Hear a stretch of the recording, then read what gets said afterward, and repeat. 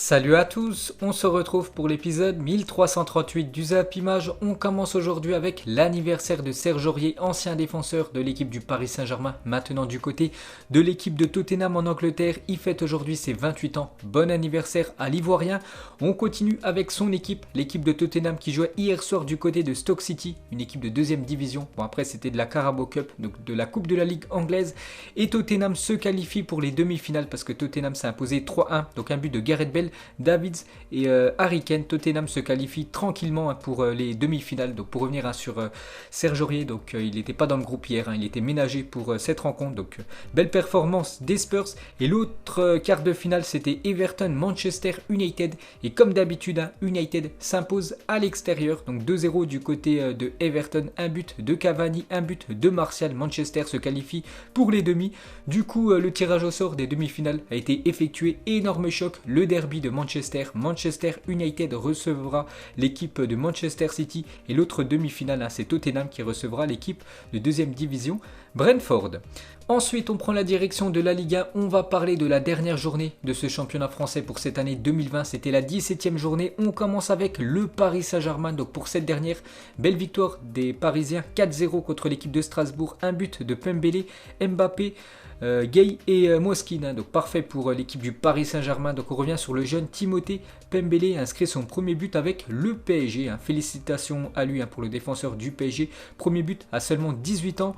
On peut voir la une aujourd'hui du journal L'équipe version PSG au bonheur des Titi. Donc à 18 ans, le défenseur Pembele a ouvert le score pour le PSG. Son premier but en Ligue 1, les Parisiens ont ensuite déroulé et Kylian Mbappé a marqué pour la 12e fois depuis le début du championnat. Actuellement, c'est lui le meilleur buteur du championnat, Kylian Mbappé. Et Thomas Tuchel, le coach parisien, fait le bilan bien sûr sur cette année 2020. Il a dit: notre première partie de saison a été difficile. Le Covid, la LDC et les blessures, tout ça demandait beaucoup d'exigences. Mais notre équipe n'a pas perdu confiance en elle. On a fini premier de notre poule en Ligue des Champions et ça, c'est bien. Donc on peut voir que le bilan est plutôt positif pour l'équipe du PSG.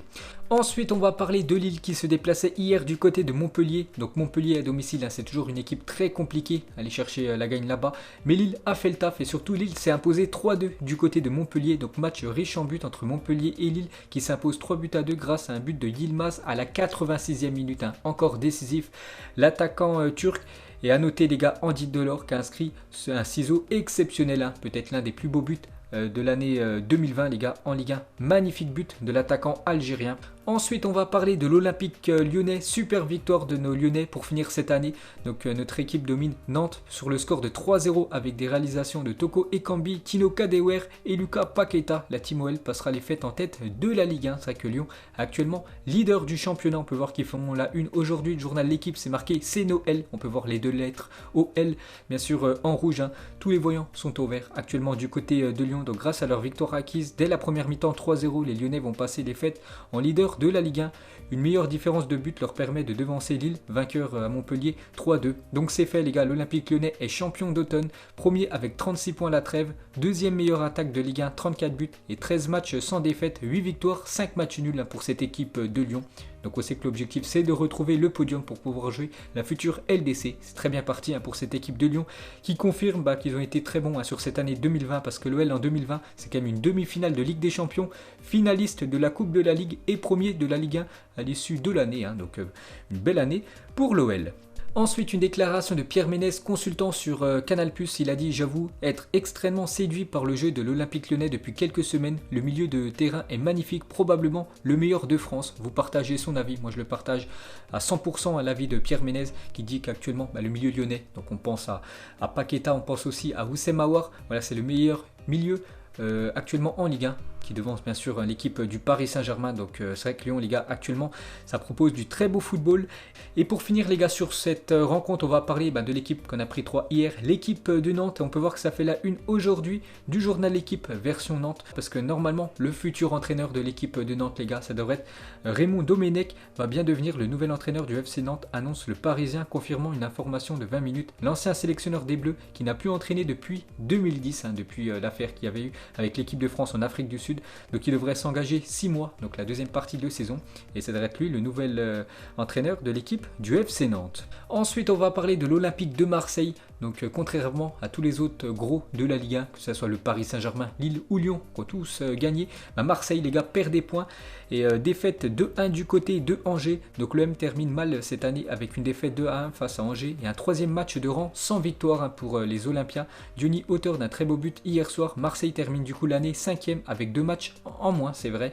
Mais c'est vrai que Marseille les gars encore perdu quelques points hier du côté de Angers. On va parler du buteur marseillais Valentin Rongier. Donc 1 an et demi après son arrivée à Marseille, Valentin Rongier s'offre enfin son premier but sous les couleurs phocéennes. Donc premier but pour lui avec sa nouvelle équipe de Marseille. Ça fait quand même 1 an et demi qu'il est du côté de l'OM. Et on va parler de Dimitri Payet. Dommage pour le milieu français parce que hier il avait l'occasion de marquer un but sur penalty. Et comme d'habitude, voilà, son penalty a été détourné par le gardien. Donc Dimitri Payet n'a transformé que 8 des 13 penaltys qu'il a obtenus en Ligue 1 dans sa carrière, soit un ratio de 62% seulement, c'est très peu. Le pire ratio parmi les joueurs qui ont tiré au moins 10 penaltys depuis 2006-2007. Donc niveau penalty, c'est très moyen pour le milieu marseillais. Ensuite, on va parler de l'AS Monaco qui recevait l'équipe de l'AS Saint-Etienne. Score final 2 partout entre les deux équipes françaises. Donc un bon point pris à l'extérieur pour l'équipe des Verts. On va parler de Lorient qui se déplaçait du côté de Nice. Un bon point pris aussi par l'équipe de Lorient qui était menée 2-0. Ils ont fait 2 partout et surtout les joueurs de l'OGC Nice ont rendu un hommage à Yohan Jardinier décédé dimanche dernier au stade du Moustoir. On avait parlé, donc bien sûr, grosse pensée à sa famille. Et pour finir avec ce championnat français, du coup un petit coup d'œil sinon à tous les autres résultats de cette 17e journée de Ligue 1. A noter la belle victoire de Reims du côté de Bordeaux 3-1, la belle victoire de Lens 2-1 contre l'équipe de Brest, la belle victoire aussi de Dijon qui était dernier contre l'équipe de Nîmes. Du coup maintenant Dijon est avant-dernier, sinon on peut voir tous les autres résultats. On peut voir aussi les meilleurs joueurs pour cette 17e journée de Ligue 1. On peut voir Denayer, on peut voir Thiago Mendes ou Semawar ou même Boulaïga, buteur hier avec l'équipe du Stade de Reims. Et pour finir les gars avec cette Ligue 1, un petit coup d'œil au classement. Donc voilà le dernier classement pour cette année 2020. Donc Lyon, première position, champion d'automne devant l'équipe de Lille au même nombre de points, mais une meilleure différence de but pour l'équipe de l'OL. Le Paris Saint-Germain 3e, Rennes 4e, Rennes qui a enchaîné 4 victoires d'affilée en Ligue 1, donc il remonte à la 4e place, et Marseille 5e, mais Marseille avec 2 matchs en retard. Et pour finir avec ce championnat français, un petit coup d'œil du coup au classement des meilleurs passeurs et meilleurs buteurs de cette Ligue 1. Donc meilleurs passeurs, donc il y en a beaucoup, ils sont 4 ex-aequo, Bamba, Thauvin, Delors et Gaëtan Laborde avec 6 passes D. Et meilleurs buteurs les gars, donc c'est Kylian Mbappé, le premier 12 buts, le deuxième Boulaïga, l'attaquant de Reims 10 buts, et le troisième Karl Toko Ekambi 9 buts. Ensuite, on prend la direction de l'Italie. On va parler de l'énorme choc. Hier soir, l'AC Milan recevait la Lazio. Donc l'AC Milan s'est fait très peur vu qu'il menait 2-0. Ils se sont fait revenir à 2 partout. Mais comme d'habitude, Théo Hernandez, les gars, qui est très bon actuellement, le défenseur français. Et surtout, il est décisif. Et c'est lui qui a inscrit le but victorieux pour l'AC Milan à la 93e minute. Donc l'AC Milan arrache la victoire dans les dernières minutes du match et reprend la tête du championnat. Belle victoire de l'AC Milan. Donc regardez déjà le but et surtout la célébration de Théo Hernandez, buteur décisif dans les dernières secondes du match, très content le défenseur français. Donc allô Didier, c'est vrai que Deschamps, lors des futurs matchs de l'équipe de France, on espère tous qu'il appelle Théo Hernandez parce que ce serait amplement mérité parce qu'il est très bon sur cette année 2020, le défenseur de l'AC Milan.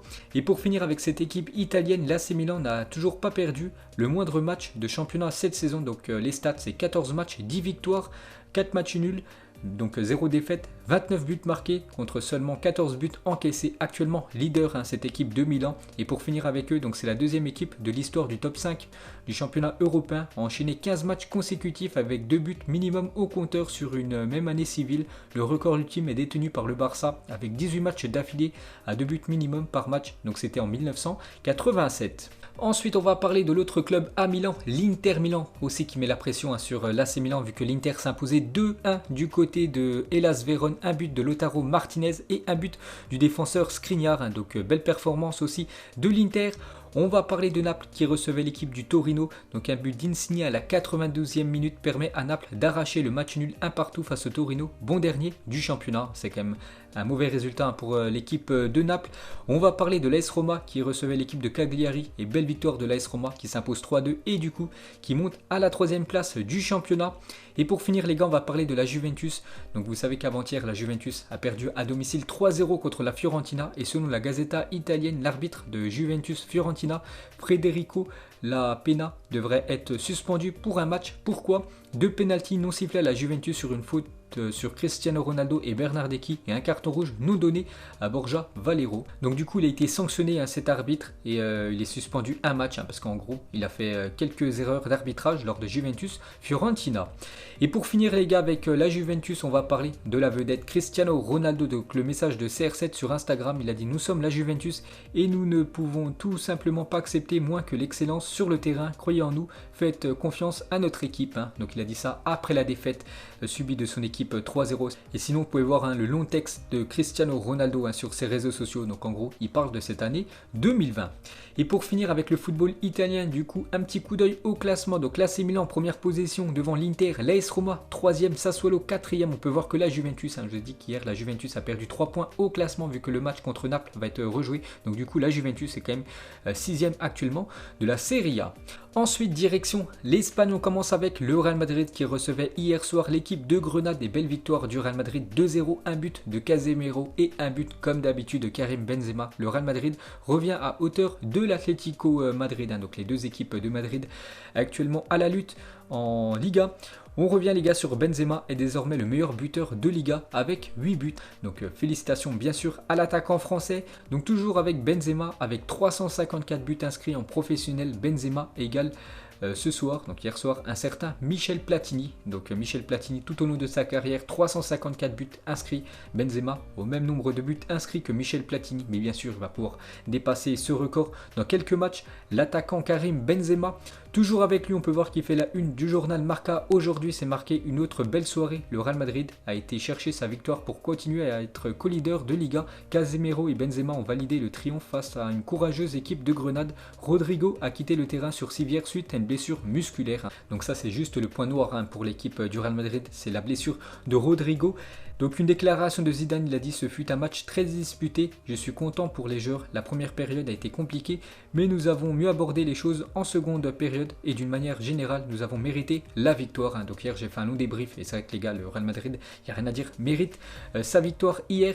Et toujours avec Zidane, donc ses souhaits pour 2021, continue à travailler, à lutter comme nous sommes en train de le faire actuellement, mais en premier lieu que les joueurs se reposent 2 ou 3 jours avec la famille et après ils se remettront au travail. Donc petite trêve voilà pour le Real Madrid. Prochain match du Real Madrid, ça sera mercredi prochain.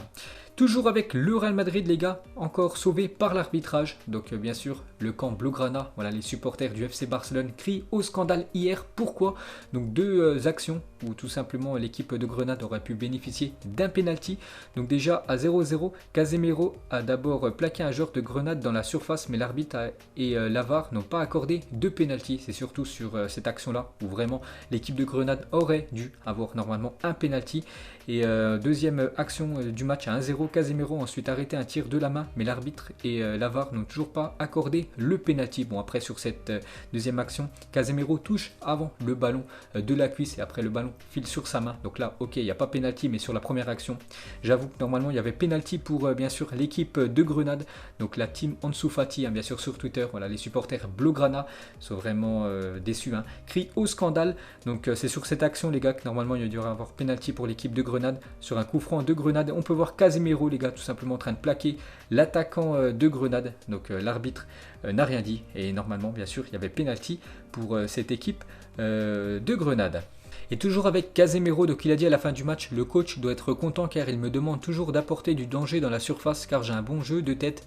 Et donc déjà c'est lui qui a été le buteur et il revient sur l'action du penalty. Le penalty, il y a des contacts dans le football, la VAR sert à juger s'il y a faute ou non, il ne faut pas se chercher des excuses. Donc pour lui bien sûr il n'y avait pas faute. Donc toujours avec Casemiro, donc buteur hier. Donc il a marqué contre Grenade le 6200e but du Real Madrid en Liga. Donc félicitations au milieu brésilien. On va parler d'un autre joueur aussi qui a été très bon, c'est Asensio qui a remplacé Rodrigo blessé avec son offrande pour Casemiro contre Grenade. Marco Asensio a mis fin à une série de 19 matchs sans but ni passe D, sa pire série avec le Real Madrid, toute compétition confondue. C'est vrai que ça faisait 19 matchs qu'il n'était pas décisif, Asensio. Et c'est lui hier qui a fait la passe D pour le but de Casemiro. Et on peut voir qu'il fait la une aujourd'hui à Asensio des journaux sportifs espagnols avec sa belle performance hier, hein. Donc la une journal AS. Ensuite, cette fois-ci, on va parler de Toni Kroos a disputé hier soir son 200e match de Liga avec le Real Madrid, un total au cours duquel il a délivré 39 passes décisives et marqué 16 buts pour le milieu allemand. Et pour finir avec cette Liga et avec tous les autres championnats, on peut voir sinon tous les autres résultats de cette soirée hier soir. Donc en Espagne, hein, le Betis Séville, l'équipe de Nabil Fekir s'est imposée 1-0 contre l'équipe de Cadix. On peut voir du coup le classement de cette Liga, toujours l'Atlético Madrid en tête devant le Real Madrid, la Real Sociedad 3e et le FC Barcelone 5e. Ensuite, direction le Portugal, car hier soir il y avait la Super Coupe du Portugal entre l'équipe de Porto et l'équipe du Benfica, et c'est l'équipe du FC Porto qui s'est imposée 2-0 contre l'équipe du Benfica. Donc du coup, le FC Porto remporte cette Super Coupe du Portugal. Ensuite, on va parler du défenseur anglais Kieran Trippier, le défenseur de l'Atlético Madrid, et très mauvaise nouvelle pour lui. Pourquoi? Parce qu'il écope d'une suspension de 10 semaines de toute activité liée au football et d'une amende de 77 000 € pour avoir transgressé les règles de la fédération anglaise en matière de paris sportifs, et c'est officiel, hein, ça a communiqué de la fédération anglaise. Donc en gros, je ne sais pas ce qu'il a fait, mais il a dû faire une magouille avec les paris sportifs. Du coup, 10 semaines où il ne pourra pas jouer au football. Donc du coup, son prochain match qu'il pourra jouer avec l'Atlético Madrid, hein, ce sera le 28 février prochain. Et toujours avec l'Atlético Madrid, donc il y a 9 ans, jour pour jour, Diego Simón prenait les rênes de l'Atlético Madrid. Depuis, il a remporté 2 fois l'Europa League, 2 fois la Super Coupe d'Europe, une fois la Liga, une fois la Coupe du Roi, une fois la Super Coupe d'Espagne, actuellement leader bien sûr de ce championnat espagnol, Diego Simón. Et il est derrière Stéphane Moulin, l'entraîneur de Angers, l'entraîneur en poste depuis le plus longtemps en Europe, hein. Donc c'est le deuxième entraîneur en poste en Europe le plus longtemps derrière Stéphane Moulin. Ensuite, Adidas présente une paire de crampons spéciale pour célébrer le record de buts en club de Léo Messi, hein. On sait que Lionel Messi, 644 buts avec l'équipe du Barça, c'est lui qui détient le record de nombre de buts inscrits avec un seul club. Donc du coup, Adidas, voilà son partenaire, donc du coup il lui a fait une paire de crampons spéciale, hein, avec bien sûr ses 644 buts inscrits. Ensuite, toujours avec Léo Messi, on peut voir qu'il fait la une aujourd'hui des journaux sportifs espagnols avec sa relation parfaite avec Pedri, le jeune espagnol. Donc la une du journal Sport et la une du journal Mundo Deportivo, hein, Pedri pour Noël bien sûr, pour Léo Messi. Ensuite, il y a 23 ans, jour pour jour, Ronaldo R9 devenait le plus jeune joueur de l'histoire à recevoir le Ballon d'Or. Il avait seulement 21 ans, il jouait du côté de l'Inter et remportait ce Ballon d'Or, hein. Donc toujours actuellement, c'est lui le plus jeune joueur à avoir remporté un Ballon d'Or à 21 ans, R9. Ensuite, on va parler de Lilian Thuram, donne la version de son fils sur l'histoire du crachat qu'il y a eu il y a quelques jours. Donc j'ai eu son explication, c'est-à-dire qu'il était rage de colère et donc il a insulté l'adversaire et sans faire exprès, il a eu de la salive qui est partie. Donc voilà l'explication de Lilian Thuram, hein, par rapport à Marcus Thuram, son fils, qui a craché. Donc il dit en gros qu'il n'a pas fait exprès d'avoir sorti de la salive de sa bouche. Bien sûr, il a fait exprès, il a pris quand même une grosse sanction, Marcus Thuram. Ensuite, regardez Benjamin Mendy, les gars, qui fait un gros concours sur Instagram. Donc n'hésitez pas à aller le suivre, hein, si vous voulez participer. Donc il fait gagner plusieurs PlayStation 5, plusieurs jeux Call of Duty, même plusieurs manettes de cette console Sony. Donc c'est sur son compte Instagram. Et pour finir les gars, aujourd'hui, donc pas de question de fin. Juste je voulais vous souhaiter les gars un bon réveillon, hein, pour cette année 2020 très spéciale, hein, avec ce qui s'est passé tout au long de l'année. Donc prenez soin de vous, prenez soin de vos proches et surtout amusez-vous, hein, profitez à fond les gars. Donc nous on se retrouve bien sûr demain pour le prochain épisode. Allez, bonne journée à vous et à plus tard.